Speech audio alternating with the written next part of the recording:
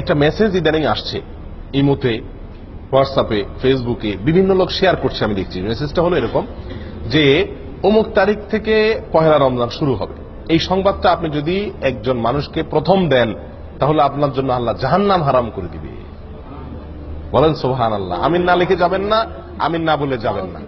এরকম একটি মেসেজ আমরা ইদানিং দেখছি যে এটি আপনার ফেসবুকে, আপনার ইমোতে, হোয়াটসঅ্যাপে বিভিন্ন জায়গায় মানুষ শেয়ার করতেছে এবং আমার কাছে বহু লোক পাঠাইছে দেখলাম। তো এই যে একটি জিনিস, এটার ভিত্তি কতটুকু? দেখুন, প্রথম কথা হলো রমজান কোন দিন শুরু হবে এটা তো শাবানের চাঁদ দেখার পরে বোঝা যাবে। এখনো শাবানের চাঁদ দেখা বহুত বাকি আছে। তার আগে থেকে অমুক তারিখ থেকে রমজান, এটা তাহলে প্রথম একটা মিথ্যা দিয়া শুরু, একটা প্রতারণা দিয়া শুরু। দ্বিতীয়ত কথা হলো, এরকম কথা নবী সাল্লাল্লাহু আলাইহি সাল্লাম কখনো বলেন নাই।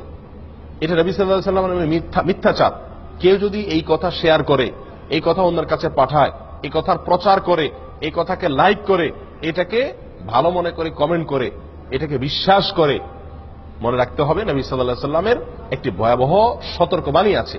সেটি হলো তিনি বলেছেন, মান কাযাবা আলাইয়া মুতাআম্মিদান ফালিয়াতাবাওয়া মাকআদাহু মিনান নার।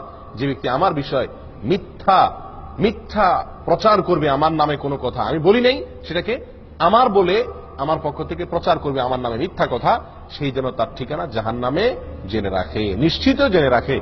মুহাদ্দিসিনে কেরাম বলেন, যত হাদিস আছে সারা পৃথিবীতে, অনেক মুহাদ্দিসদের দৃষ্টিতে সবচাইতে বেশি প্রচারিত, প্রসিদ্ধ, বিশুদ্ধ, মুতাওয়াতির হাদিসগুলোর ভিতরে এই হাদিস অন্যতম। আমি কি বুঝাতে পারছি? এত জঘন্য বিষয় যে নবী সাল্লাল্লাহু আলাইহি সাল্লামের নামে আপনি মিথ্যাচার করছেন। প্রিয় ভাইরা, না বুঝে এই মেসেজটা আমরা অনেকেই শেয়ার করছি, অনেকের কাছে পাঠাচ্ছি, এটাকে বিশ্বাস করছি। মনে রাখতে হবে, এরকম কোন কথার ভিত্তি শরীয়তে নাই। রমজান অমুক তারিখ হবে, অমুক তারিখে হবে, এই সংবাদটি আপনি যদি প্রথম কাউকে দেন তাহলে আপনার জন্য জাহান্নাম মাফ হয়ে যাবে। এটা যদি আপনি এতজনের মাঝে শেয়ার করেন তাহলে আপনার এত সওয়াব হবে। এই সংবাদ শেয়ার করলে গুনাহ হবে, এই সংবাদ শেয়ার করলে গুনাহ হবে, কারণ এটা নবী সাল্লাল্লাহু আলাইহি সাল্লামের নামে মিথ্যা কথা। কোথাও কোনো জাল হাদিসও এরকম কোনো কথা নাই। সহিহ হাদিস তো দূরের কথা, কোনো জাল হাদিসেও এরকম কোনো কথা পাওয়া যায় না। এটি সম্পূর্ণ মন গড়া কে বা কারা চালু করেছে। এই সমস্ত মেসেজ থেকে আমাদেরকে সাবধান হওয়া উচিত। আল্লাহ আমাদের ঈমান আমল রক্ষা করেন।